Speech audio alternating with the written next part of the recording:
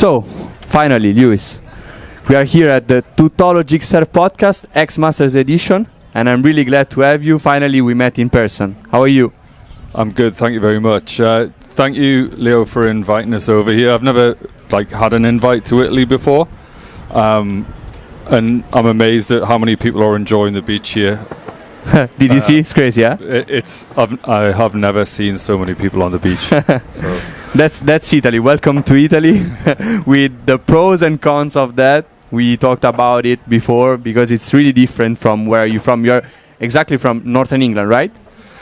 Yeah, the nearest city to where I live is Newcastle. Okay. But I was born in Tynemouth, which is near Newcastle on the coast, but I actually now live in Thurso.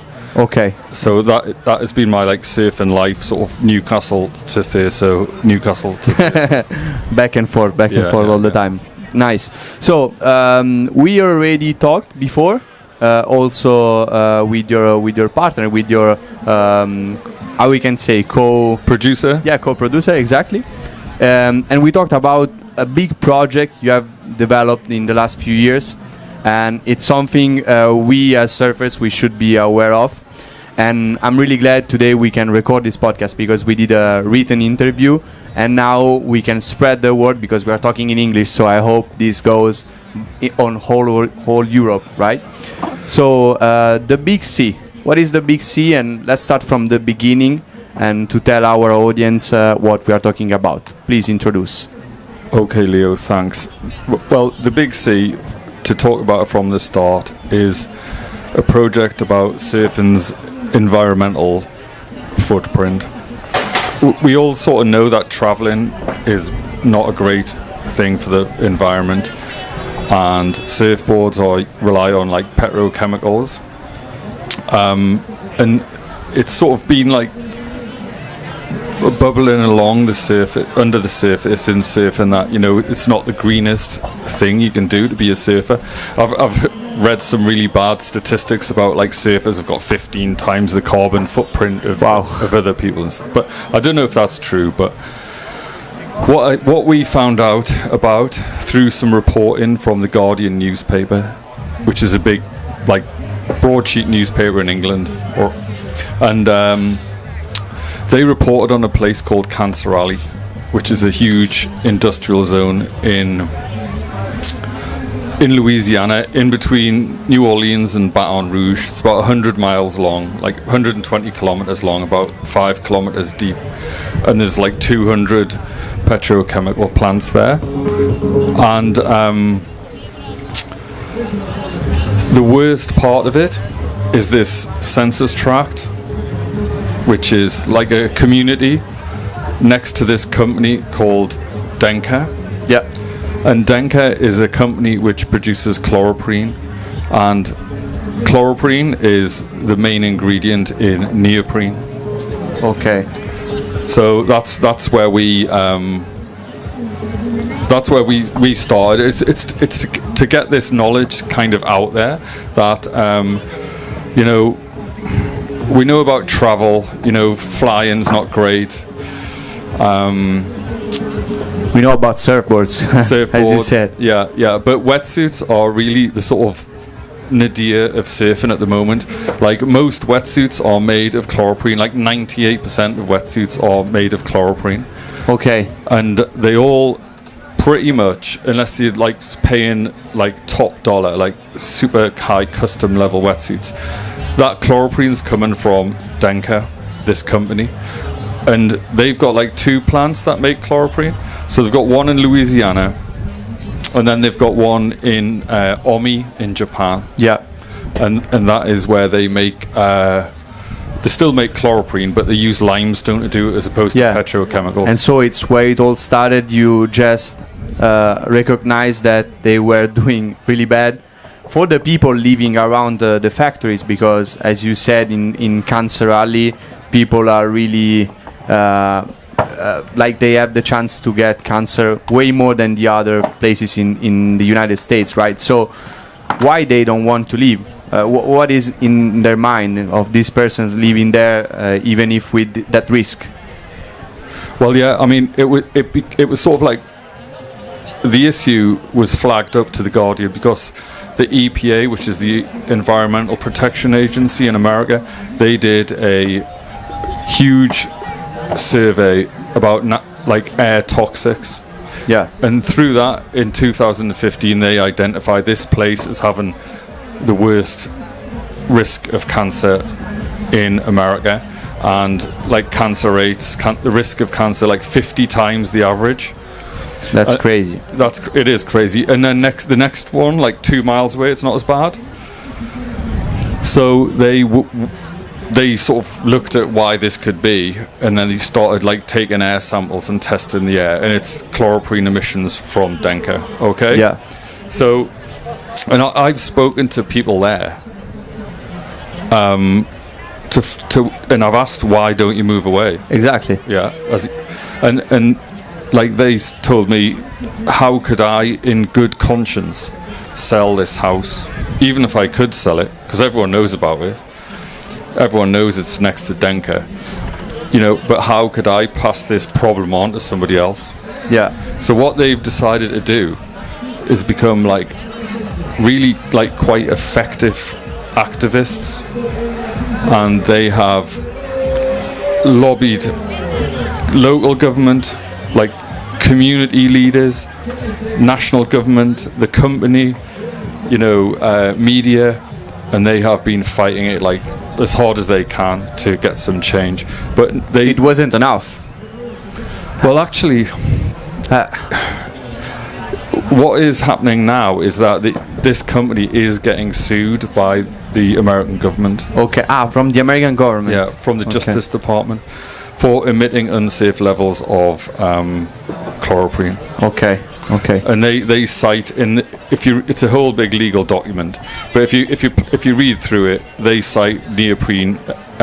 Chloroprene is used to produce neoprene, which is used in wetsuits. Okay. So that's wetsuits are in that legal action. Exactly. So we are talking about chloroprene, which is a chemical piece of neoprene, right? So chloroprene is what is transformed in neoprene. Well, chloroprene is is a chemical which can be polymerized. Okay, into neoprene. And eventually it becomes chloroprene chips. Okay. Like neoprene is not a chemical. Neoprene is a name. It's just a commercial name. Yeah. Okay. DuPont invented. Let's say neoprene, which is easier to understand for our audience. Yeah. So neoprene is made by Denka in the United States and in Japan. Yeah. They are the biggest producer in the world. Okay, right? What I would want to say is neoprene was invented by DuPont, which is a massive, I think it's a French-American. Okay. It's a massive chemical company. Okay. With quite a bad track record, and they owned this plant up until I think it was like 2014. When they sold to.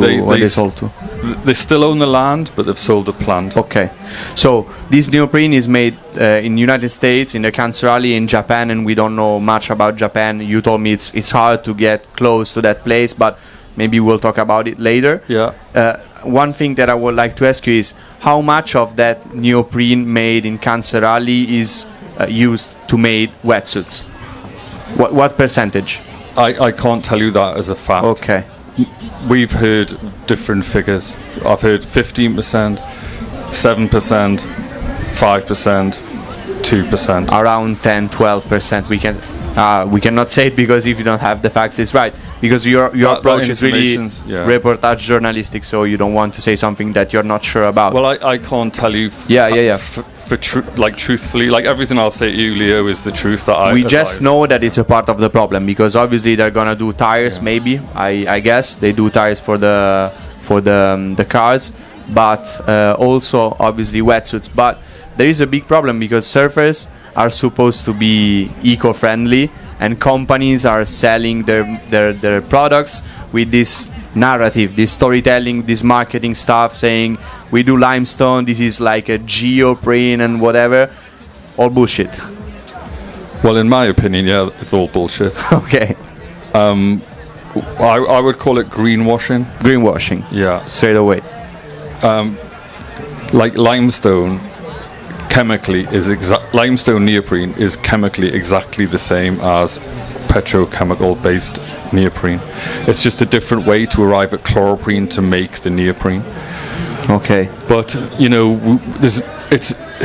chloroprene emissions aren't recorded, to my knowledge, are not recorded in Japan. So there's probably this very similar problem there. But the difference with the Louisiana plant is that it is like the whole place was built on a former slave plantation, and they got tax breaks to set it up, and the local community, the local black community weren't consulted.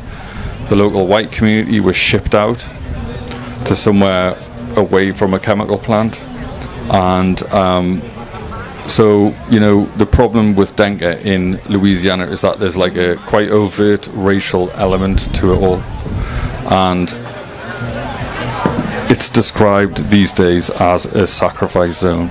Yeah. Okay. So and it's something that adds way more negativity to this issue. Yes. Yeah. So whether you're buying like a limestone neoprene wetsuit or a like normal wetsuit, you're still doing like putting money in the pockets of Denka, this company. And I mean, like everything I'm saying is in the public domain. Yeah. So this company are quite like resolute in their position. Start off saying there's not a problem, start off blaming the victim, saying it's because your lifestyle's terrible, it's because you don't do enough like exercise or something. It's just they're doing everything they can legally, politically to fight it, but under the current administration in America, there is a lawsuit from the American government against dengue. Okay. Because what I've found out when I've been, researching all this and talking to people, and who are I've only been there 3 times. I don't know everything that's gone on. It's been going on for like nearly 10 years now. Yeah. Like since it was known. I mean, it's been happening since the 60s. But what is happening now is that I'm finding out things that are quite frankly like shocking about this company Denka. Like they know what they could do to clean the place up. Not like, I mean, the past's gone. There's so many people died of cancer because of this place. It's like that's but they won't even spend. I think they've spent 32 million upgrading the plant, which is like a footballer. It's like yeah. It's nothing to this company. It's not. And there are things they could do. Like it's. I think there's just loads of places in the plant where it's like old from the 60s, and there's just like leaks. It's literally the same. Yeah, just okay. But what it's even worse. You told me that they obviously they have a B2B communication because they are not like selling to the consumer, Denka. Yeah. They sell to other companies. Yeah. And they go around saying we do neoprene to help people connect with the nature, like surfers. This is really, really, really tough. You should have like I don't know how you say in English, but a poker face. I don't know how to say it because it's hard. Well, yeah, the first thing I did when I looked into this was I looked at their company website, and there's a statement from the president of Denka, and it was the president's changed since I looked at it, but the statement's the same. Okay. And there's a line in it where he says, we enrich the lives of countless people by allowing them to access the ocean through wetsuits made of neoprene. Our environmental, our environmental outlook is like without question, but so they're using the fact that they make wetsuits, even if it is only 2%, 5%, 7%. We don't know. That is what they are you know, like boasting about. Yeah. But at the same time, like they're polluting the environment. I mean, you know, everyone knows that. It's like the environmentally, it's like a sort of disaster, Cancer Alley. Yeah. But this is what we're more interested in, is the people who are living there, and that's what it's like directly affecting. Okay, and now let's switch the perspective and go into the surfing industry's eyes, because obviously big brands are buying neoprene from Denka and then shipping it, I don't know, around to then make the wetsuits. And what did you try to get in touch with them and ask them, hey guys, maybe you are a B Corp, how you can like get your neoprene from this guy? Yeah. What did they reply? Well, to clarify, because this is important, most surf brands get their wetsuits made by Shago. Yeah, Shaco in Japan, right? Yeah. I think they do it in like Thailand as well. Okay. But they so a brand goes to Shago and says we need loads of wetsuits. Then Shago goes to buys from Denka. Yeah. Okay. So a lot of brands go, oh well, we don't buy off Denka, we get it off Shago. So it's like, well, yeah, but where do they get it from? They don't go back to the original source. Nah, it seems that way. Okay, but and we know Rip Curl get it off Denka. Rip Curl, wow. I think Rip Curl have got their own manufacturing operation, so they like don't have Shago. So they buy straight from Denk. That what you studied it. You have facts, I think. We've got communication where that it's indicated that. Yeah, that's hard to digest, because Rip Curl get their gear from Denka. Yeah, it's crazy. Rip Curl is a B Corp. They are like talking about the environment all day. Their CEO is all the time. Yeah, that like, was a surprise. on That TV. B Corp, for me, that was a surprise. It's hard. But it's judged on a lot of different things. So I think you can like score well on one thing and not so well on another. So and there is a solution, maybe some way to get out of this bad situation? Well, I think brands should just look for alternatives, of which there are. You know, like our film isn't even out yet, and I know that brands are worried about what you're doing. They are really worried. Well, it's not. It's just they're thinking, ooh, maybe we should look into our supply chain. I mean, it's actually going to be featured in the film because there are brands who are changing and who've been in touch to say, we didn't know about this. What is the situation here? We've told them, and then they're going to change. Okay. So, you know, and it's not out. That's the thing. The film's not even out, but it's not just us saying it. You know, it's the American government. Their like environmental agencies are saying it. You know, and that hasn't, up to this point, that hasn't been enough. So like consumers need to say it. You know, and that's what we're thinking. We might get criticised for this, but really we want surfing to take a lead. Exactly, that's your main goal, to let people be aware, surfers be aware of the situation and the brands, and change. Yeah. Like, I mean, leading the change. Like when you see the film, you will go, right, I can't believe I've bought all those neoprene wetsuits, because you know you haven't been in possession of the facts. And that's been deliberate, in my opinion. Deliberate? I think so, yeah. Because I know this. Because the company were running the game, so they didn't want no one to dig into it. No. Okay. And you are doing, and that's why they're really angry at you. You told me that now they're like association, which is something like they do probably lobbying for them. Yeah. They're trying to like get under your skin, to maybe worried you about something, saying there was some beef in the media. They're trying to like discredit you, to let people know now that they're saying bullshit, but it's because they know that you know a lot of stuff they don't want to deliberate talking about. Well, they haven't seen the film, so they don't know what I am going to say as a director of this film. Yeah. You know, but they don't come out of it very well, I can tell you that. And they have been like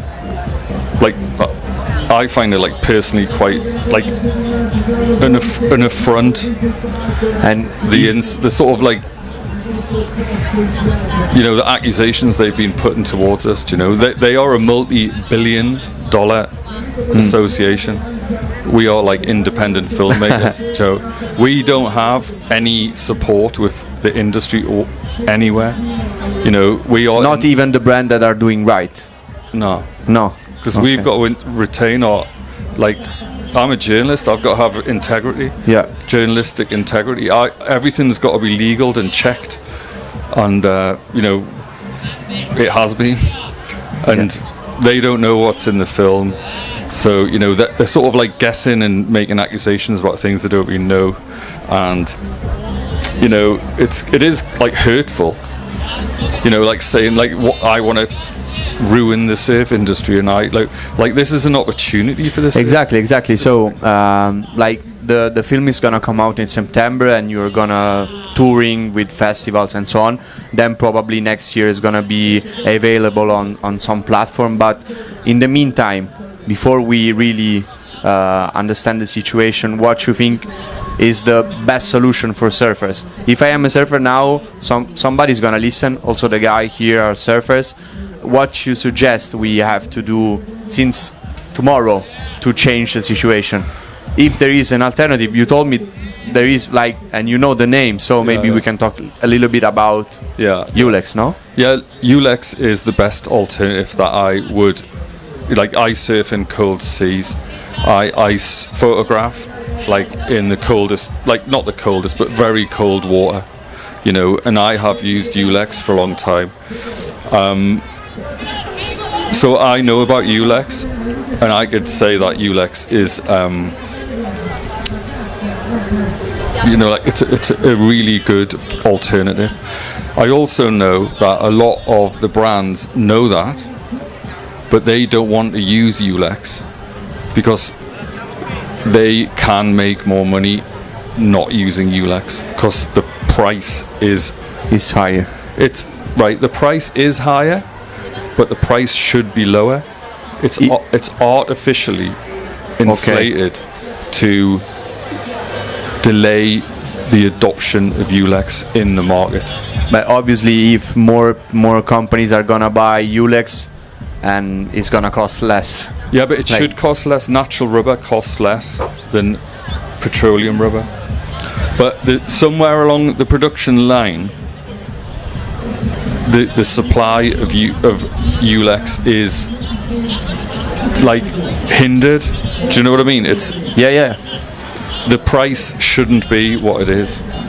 It's just manufactured. I don't know. Someone wants that it goes that way. Well, I can't say for certain. Yeah, but because you know, I haven't been in that office when that decision was made. Yeah. But that is what our research indicates. And Ulex comes from a tree. Yeah. It's a natural rubber, right? Yeah. Okay. Yeah. And to say we've had an accusation that, well, not us, but Ulex has had an accusation from SEMA that it uses loads of pesticides, which can cause cancer in themselves.